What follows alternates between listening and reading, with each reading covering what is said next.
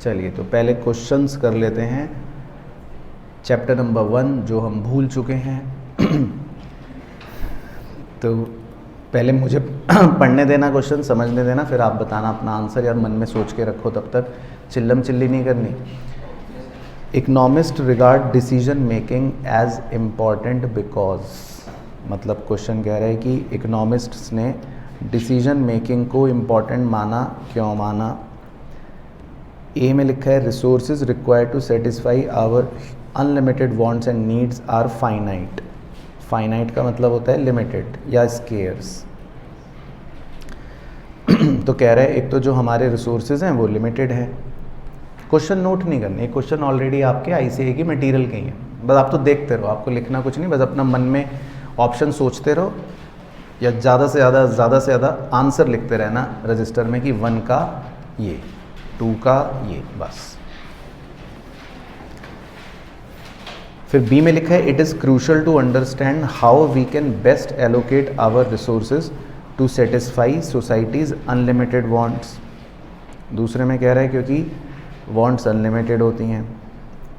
और तीसरे में कह रहा है रिसोर्सेज के ऑल्टरनेटिव यूजेस होते हैं। और चौथे में कह रहा है तीनों ही बातें। तो बताइए क्या है सही उत्तर? ठीक है, तो मैं हाईलाइट करता रहूँगा तो आप वो नोट करते रहना, बस ऑप्शन। ठीक है, उसके बाद है सेकंड। ठीक है, तो सही भेजा। तो जहाँ आप सही भेजते रहोगे मतलब मैं आगे बढ़ता रहूँगा, जहाँ कुछ गड़बड़ होगा वहाँ डिस्कस और कर लेंगे। सेकंड में बोल रहा है business economics is a abstract and applies the tools of microeconomics. B. Involve practical application of economic theory in business decision making. C. Incorporate tools from multiple disciplines. D. B and C both.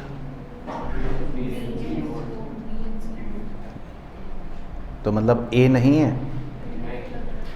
हाँ, तो A वैसे गलत है क्योंकि A में लिखा है abstract and applies the tools of microeconomics, तो ऐसा नहीं है। B सही है, B तो बिल्कुल ही सही है, वो तो हमने एज इट इज़ भी लिख रखा है। और C भी सही है, इसमें बहुत सारे डिसिप्लिन्स इन्वॉल्व होते हैं, सही है। उसके बाद थर्ड, इन इकोनॉमिक्स में आपको बताना है स्कैरसिटी का मतलब। ए में लिखा है absolute scarcity and lack of resources in less developed countries. Abstract का मीनिंग पूछ लिया कनिष्का, तो बताओ एब्स्ट्रैक्ट का मीनिंग। अंग्रेज़ी शब्द है, कोई भी नया वर्ड अंग्रेज़ी का है तो एक बार आप हैबिट डालो, खुद सर्च करो कि उसका क्या मीनिंग है। वैसे एब्स्ट्रैक्ट का बस मैं बता देता हूँ क्या होता है एब्स्ट्रैक्ट का मतलब। हाँ, नहीं खींच, वो तो एक्सट्रैक्ट होता है। हाँ, ये भी, हाँ भैया देखो मैं अंग्रेज़ी का टीचर नहीं हूँ है ना। तो कोई भी अंग्रेज़ी का अगर नया शब्द आए कहीं पे तो हैबिट बनाओ, उसको जाके गूगल पे सर्च करो कि पूछो खुद की इसका क्या मीनिंग है ना। लेकिन हाँ, जो आप कह रहे हो खींचना, वो तो चलो एक्सट्रैक्ट होता है। एब्स्ट्रैक्ट का मतलब क्या होता है? एब्स्ट्रैक्ट बोलते हैं जब किसी एक बड़ी चीज़ में मतलब कुछ अंश ऐसे छुटमुट पार्ट, हाँ पार्ट, उसको एब्स्ट्रैक्ट बोलते हैं। चलो तो खैर ठीक है, तो एब्स्ट्रैक्ट का मतलब वो था। तो अब बताओ इसमें स्कैरसिटी का मतलब। Absolute scarcity and lack of resources in less developed country. Relative scarcity, that is scarcity in relation to the wants of the society. C scarcity during the time of business failure. D scarcity caused on account of excessive consumption by rich. कौन सा option बढ़िया लग रहा है? B. तो सबसे बढ़िया वैसे बी ही लग रहा है, क्योंकि इसमें समाज की इच्छाओं के बारे में कह रहा है कि समाज की जो इच्छाएं हैं, अनलिमिटेड ह्यूमन वांट्स, उसके रिलेशन में स्कैरसिटी होती है, मतलब उसके रिलेशन में हम कहते हैं रिसोर्स कम। बाकी ये सब बातें तो हमने कहीं नोट्स में लिखी भी नहीं है, तो वो वैसे ही बेकार हो गए। तो आप एमसीक्यू के पेपर में मेथड ऑफ एलिमिनेशन भी लगा सकते हो। मेथड ऑफ एलिमिनेशन का मतलब है कि अगर आपको लग रहा है बाकी 3 ऑप्शन तो बिल्कुल ही गलत है तो वो हट गए। ठीक है। Fourth, what implication does resource scarcity have for satisfaction of wants. Resource की स्कैरसिटी की वजह से क्या होगा, मतलब कि रिसोर्सेज कम हैं, इस बात से क्या प्रभाव पड़ेगा।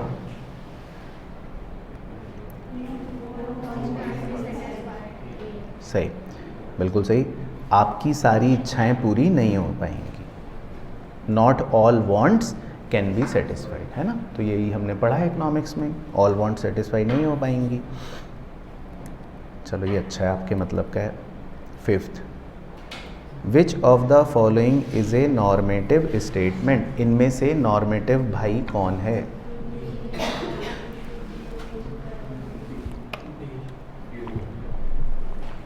ठीक है, तो एग्जाम में अपना एक ही शब्द पे नज़र मारनी है, शुड, क्योंकि नॉर्मेटिव ही होता है जो बताता है शुड भी।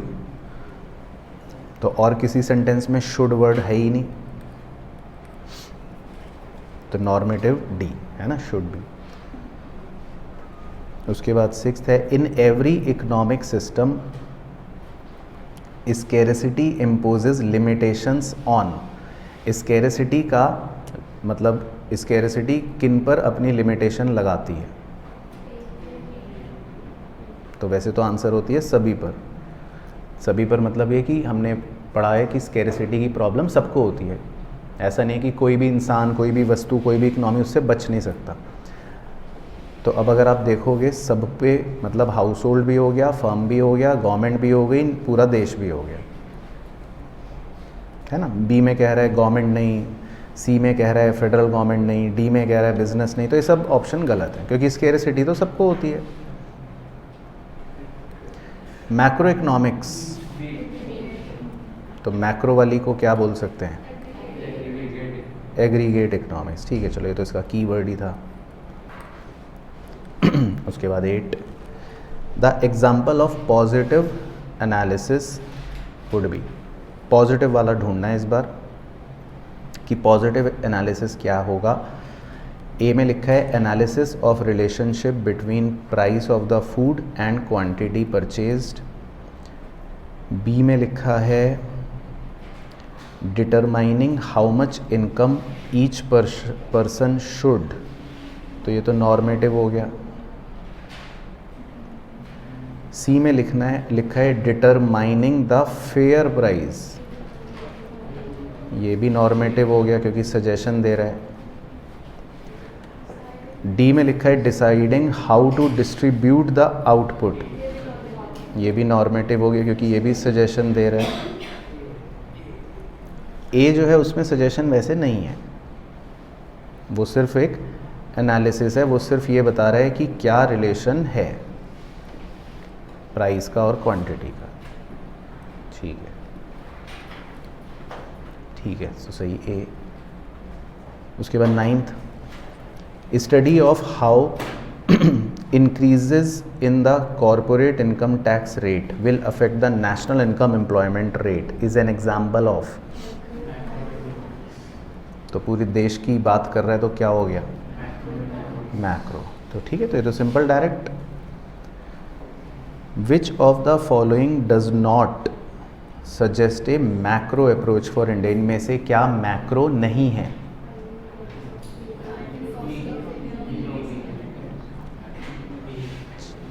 ए में तो पूरे इंडिया की बात कर रहा है, सी में भी पूरे इंडिया की बात कर रहा है, डी में पूरे देश के एम्प्लॉयमेंट की बात कर रहा है, लेकिन बी में खाली एक इंडस्ट्री की बात कर रहा है, कह रहा है एबीसी लिमिटेड फेल हो गई। तो ये क्या है, माइक्रो। ठीक है जी। उसके बाद 11 है, 4 दोस्त बातें कर रहे हैं, राम, कृष्ण, विनोद, मधु। ठीक है, आपको अपने आप पढ़ना है और उनमें से बताना है कि चारों में से नॉर्मेटिव कौन है। तो कौन सा शब्द देखा आपने, वेरी गुड, ऑट टू, क्योंकि नॉर्मेटिव में नॉर्मेटिव ही शुड बी या ऑट टू भी बताता है। तो मधु में ही ऑट वर्ड दिख रहा है, बाकी किसी में कोई भी शुड बी या ऑट वर्ड नहीं होगा। तो यहाँ तक क्लियर है जी? ठीक है। उसके बाद 12, consider the following and decide which economy is without scarcity. कौन सी इकनॉमी में स्कैरिसिटी नहीं होती या नहीं होगी?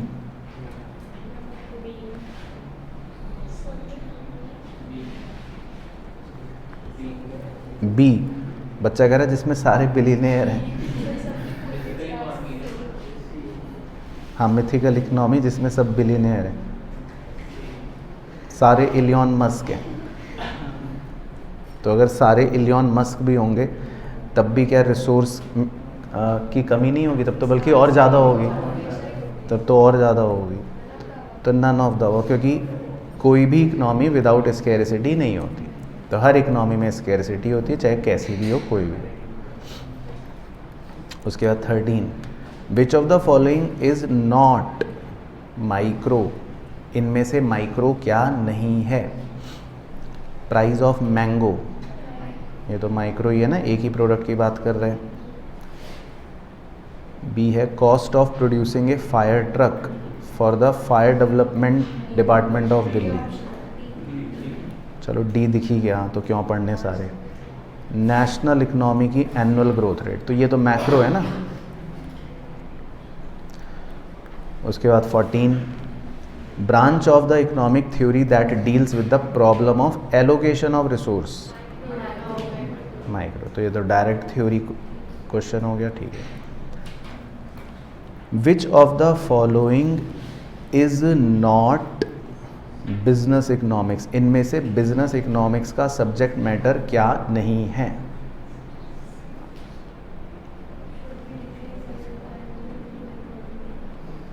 तो सोचना पड़ेगा कि कौन सा नहीं है। Should our firm be in business? How much should be produced and at what price should be kept? How will the product be placed in the market? How should we decrease unemployment in the economy?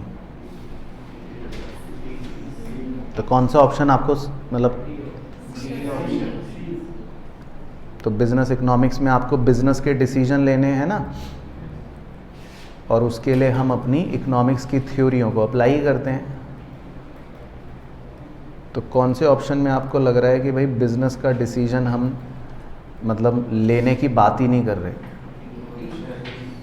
D, क्योंकि D में तो हम पान के नुक्कड़ पर खड़े होकर जो दो दोस्त बातें करते हैं वो वाली बात कर रहे हैं कि बताओ यार देश में बेरोजगारी कम कैसे होगी। तो ये कोई बिजनेस डिसीजन नहीं है ना। बाकी ऊपर के 3 पॉइंट पढ़ोगे तो वो बिजनेस डिसीजंस आपको नजर आएंगे, या बिजनेस में मतलब अप्लाई होने वाली थ्योरीज उसमें नजर आएंगी। उसके बाद 16, विच of the following is normative. ये तो आप ही ढूंढ लोगे, क्या दिख गया सी में? चलो बहुत बढ़िया, सही फंडे हो गए। उसके बाद 17 है, विच of the following would be considered a topic of study in macro. Macro का क्या है इनमें से? मतलब पूरी इकोनॉमी एज अ होल किस में आ रही है? ए में तो कॉटन इंडस्ट्री हो गई, उसमें स्टील के दाम हो गए। डी में वैसे तो सी में इन्फ्लेशन भी हो गया और इन इंडिया भी हो गया, तो यही लग रहा है मुझे अभी। बाकी डी में कॉफ़ी की बात हो रही है। तो ठीक है भाइयों, कुछ आपको अजीब तो नहीं लग रहा? आप संतुष्ट हैं? चलो उसके बाद 18th, डिफरेंस बिटवीन बताना है पॉजिटिव एंड नॉर्मेटिव। तो ये थोड़ा सा मतलब वो वाला थ्योरी वाला हो गया। Positive economics explain the performance of economy, तो ये तो यहीं गलत है ना, ऐसा तो कुछ भी नहीं है। बी में लिखा है positive economics describe the facts of the economy while normative economics involve evaluate whether some of these are good और bad for the welfare of people.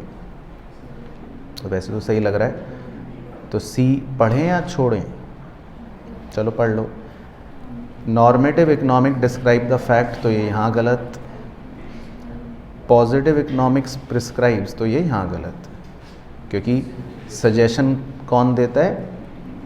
Normative, तो ये प्रिस्क्राइब भी गलत हो गया। तो वैसे बी ही सही बात है, क्योंकि पॉजिटिव इकोनॉमिक्स जो है वो फैक्ट बताता है और नॉर्मेटिव इकोनॉमिक्स इवैल्यूएट करता है कि क्या अच्छा है क्या बुरा है। ओके। उसके बाद 19, विच of the following is not with in the scope of business economics, क्या नहीं है?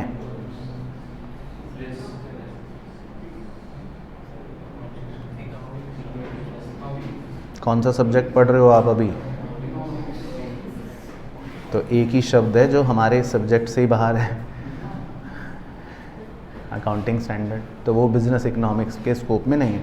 बाकी ये सब तो बिजनेस के डिसीजंस हैं ना जो आएंगे, ये तो मुंशीगिरी का है। उसके बाद विच of the following statement is incorrect. ये क्वेश्चन थोड़े मतलब ट्रिकी होते हैं, मतलब आपको गलत वाला बताना है। बिजनेस इकोनॉमिक्स इज नॉर्मेटिव, चलो ये तो सही है। Business economics has close connection with statistics, ये भी सही है। Business economist need not worry about macro variable, तो वैसे यही गलत लग रहा है ना, क्योंकि बिजनेस इकोनॉमिस्ट को मैक्रो वेरिएबल की भी चिंता करनी पड़ती है। तो ये स्टेटमेंट उसने गलत दे रखा है। बाकी अगर आप डी पढ़ोगे तो डी भी सही है, तो सी स्टेटमेंट ही गलत दे रखा था। उसके बाद next, economic goods are considered scarce resource because, मतलब इकोनॉमिक गुड्स को हम स्केयर्स क्यों मानते हैं?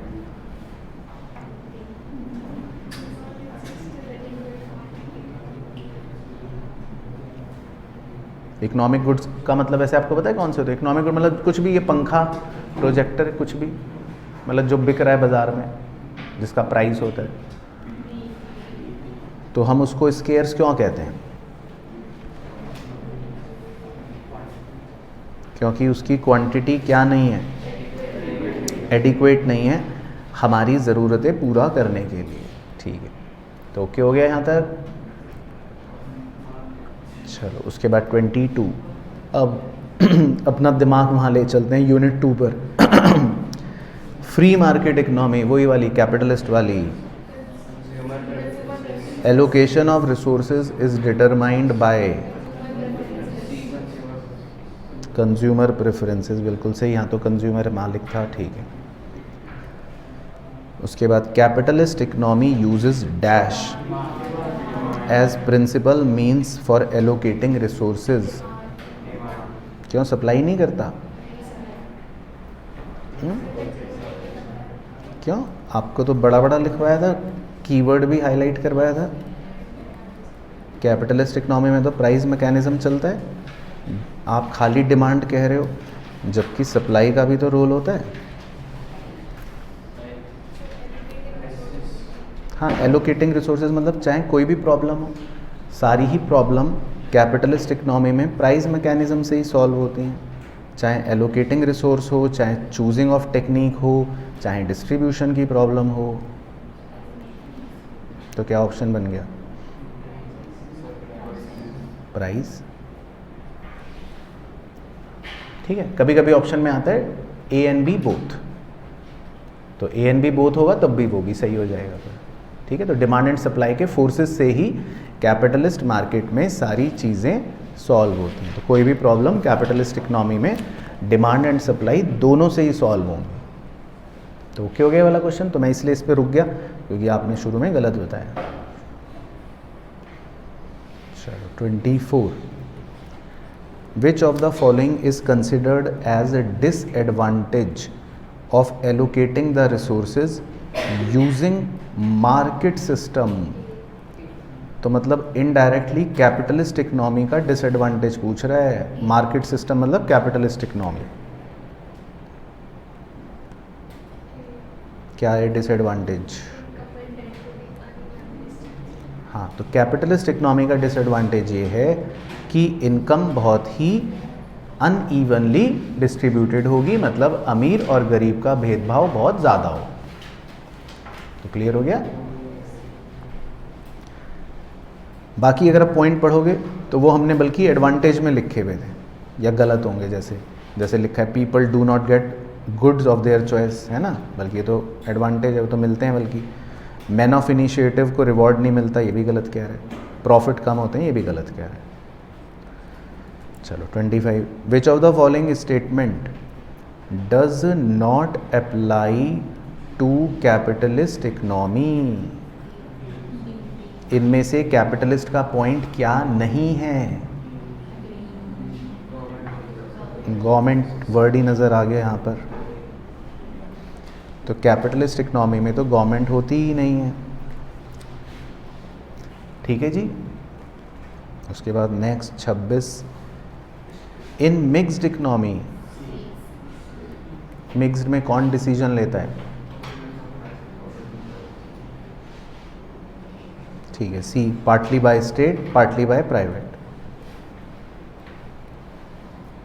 उसके बाद 27, the central problem in economics is that of. तो सेंट्रल प्रॉब्लम पूछ रहा है इकोनॉमिक्स में क्या है, तो आप ही बताओ सेंट्रल प्रॉब्लम क्या है।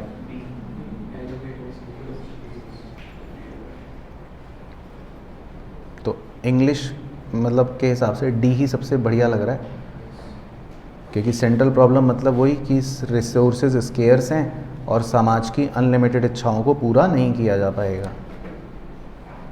ठीक है। उसके बाद कैपिटल इंटेंसिव टेक्निक कहाँ पर चूज की जाएगी? ये तो नोट्स में लिखवा रखा है आपको, कैपिटल सरप्लस इकोनॉमी में लिखवाया था ना, कैपिटल सरप्लस इकोनॉमी। उसके बाद 29, विच of the following is not one of the 4 central questions।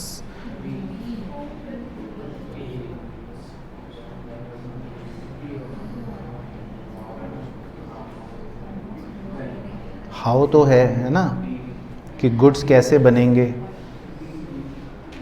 है ना, ये वाला तो है कि गुड्स कैसे बनेंगे, और हु कंज्यूम्स व्हाट, ये भी है कि कौन क्या खाएगा। व्हेन गुड्स आर प्रोड्यूस्ड मतलब गुड्स कब बनेंगे, ये है, और हु प्रोड्यूसेस व्हाट, कौन क्या बनाएगा, मतलब कंज्यूमर या capital.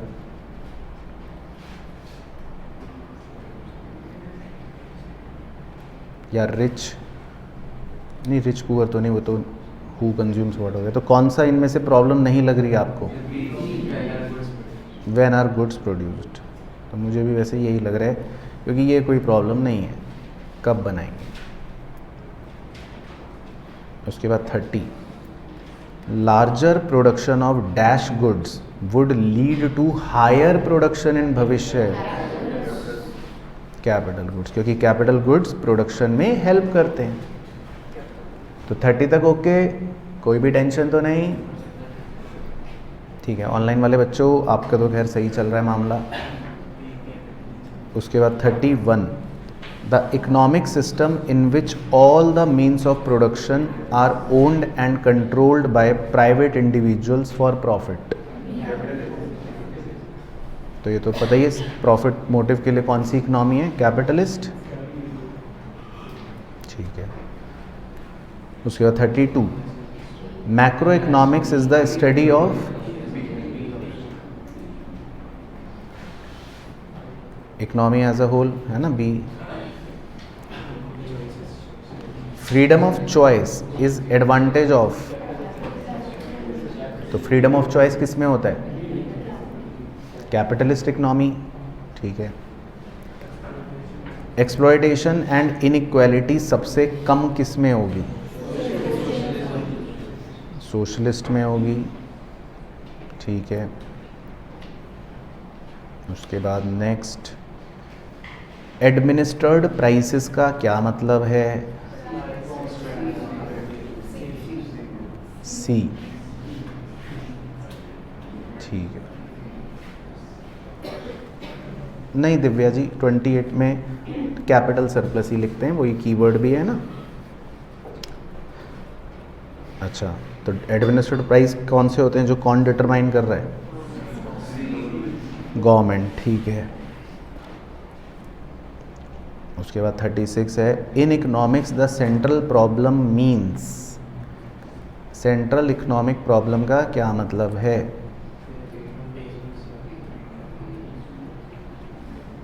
Consumer do not have as much money as they wish, there will be always certain level of unemployment, resources are not always allocated in optimum way.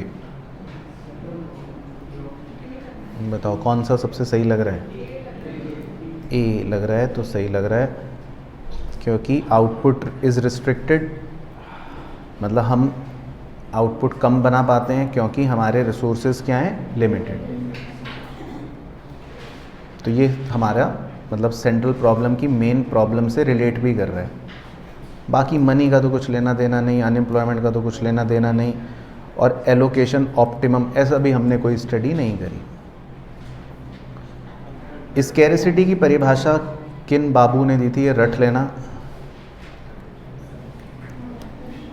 Notes में, मतलब ये learn कर लेना, रॉबिन्सन ने। तो अलग अलग ऑथर्स ने अपनी अपनी डेफिनेशन दी थी, तो ये वाला आप नोट कर लेना। तो वही नोट्स में लिख लो एक जगह कहीं पे बादल सा बनाकर।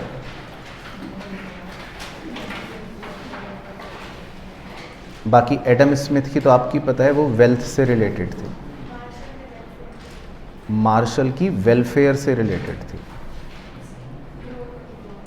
हाँ, और तुम्हें कैसे पता है? गहरी बात है, 11th में पढ़वाया था मैंने। अरे वाह। लेकिन बस ये है कि अभी यहाँ पर क्या है कि इन्होंने क्वेश्चन दे रखा है, क्योंकि पहले सिलेबस में था। अब क्वेश्चन हमने क्योंकि पढ़ नहीं रखा, मतलब टॉपिक अब हट गया, लेकिन ठीक है क्वेश्चन है तो लिख लो आप, तो चारों का ही लिख लो। तो मार्शल की डेफिनेशन वेलफेयर से रिलेट करती थी, सैमुअलसन की थी ग्रोथ एंड डेवलपमेंट से, रॉबिन्सन की थी स्कैरिसिटी से, एडम स्मिथ की तो खैर हमको पता ही, हमने लिखी रखी है, वेल्थ से। ठीक है ध्रुव बाबू। तो कुछ क्वेश्चन नए आएंगे, तो जो भी नया क्वेश्चन आएगा उस पर आर का सिंबल बना लेना है, ठीक है, और वो अपने नोट्स में नोट कर लेना, क्योंकि सारे पॉइंट तो ऑब्वियसली कई बार कोई नया पॉइंट, यूनिक पॉइंट आ जाता है। चलो, तो 38 तो अब हमारे लिए इजी हो गया। वेल्थ ऑफ नेशन, हाँ, एडम स्मिथ।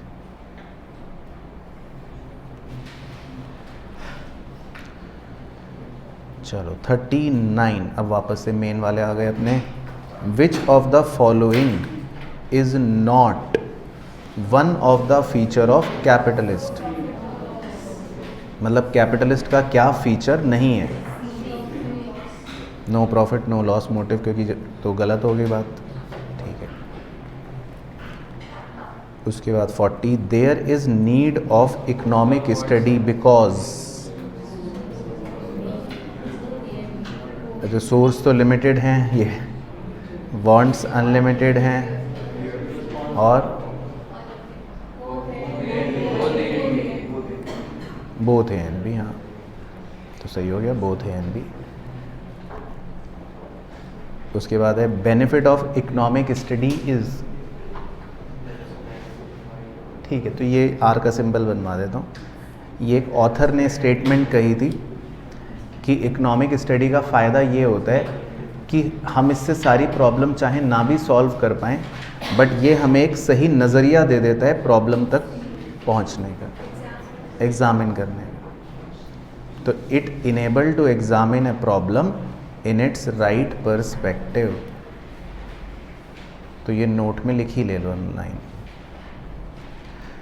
तो the benefit of economic study is it enable to examine a problem in its right perspective.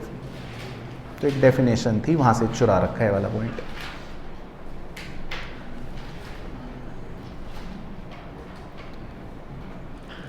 उसके बाद 42 है द मैनेजेरियल इकोनॉमिक्स।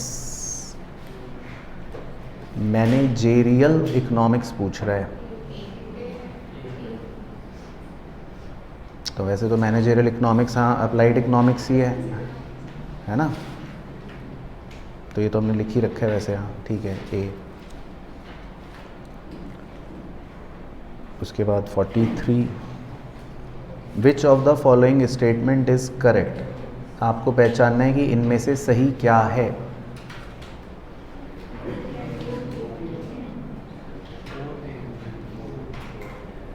माइक्रो में कह रहा है कि हम किसी पर्टिकुलर यूनिट की स्टडी करते हैं, और मैक्रो में कह रहा है पूरे देश की करते हैं, तो मतलब दोनों ही सही कह रहा है, ठीक है, बोथ ए एंड बी, ठीक है। उसके बाद 44, mister Satish hired a business consultant to guide him for growth, the consultant visited his factory and suggested some changes with respect to the staff appointment, loan availability and so on, which approach is that consultant using. तो ये तो बहुत ही simple है, micro, क्योंकि एक ही business की बात हो रही है, कोई देश की बात तो हो नहीं रही। Profit motive is a merit of, ठीक है, कैपिटलिस्ट इकोनॉमी, राइट। बस 3 क्वेश्चन और फिर ख़त्म। Dash is also called command economy, socialist economy, कोई बोलते हैं ना प्लान्ड या कमांड इकोनॉमी। उसके बाद 47 है, विच of the following statement is या आर करेक्ट, तो इनमें से सही क्या है।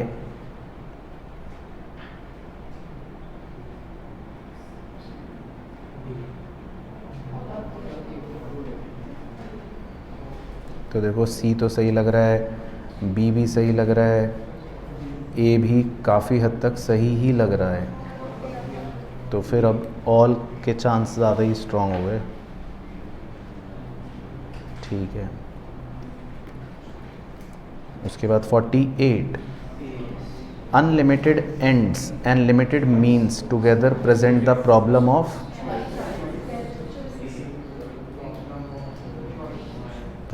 चॉइस बोलते हैं। तो लिमिटेड मीन्स मतलब स्कैरसिटी ऑफ रिसोर्स, लेकिन इसने लिमिटेड मीन्स के साथ क्या भी जोड़ दिया, अनलिमिटेड वांट्स, तो तब हमारी क्या प्रॉब्लम होती है, चॉइस, क्योंकि तब आपको चूज़ करना पड़ता है ना यार, इच्छाएं तो बहुत सारी हैं, अब पहले कौन सी करूं बाद में कौन सी करूं, तो प्रॉब्लम ऑफ चॉइस। चलो तो क्लियर है जी सबको, कोई भी टेंशन तो नहीं। ऑनलाइन वाले बच्चों बता दो मेरे दोस्तों, बिल्कुल अच्छे से समझ आ गए सारे पॉइंट, देख लो।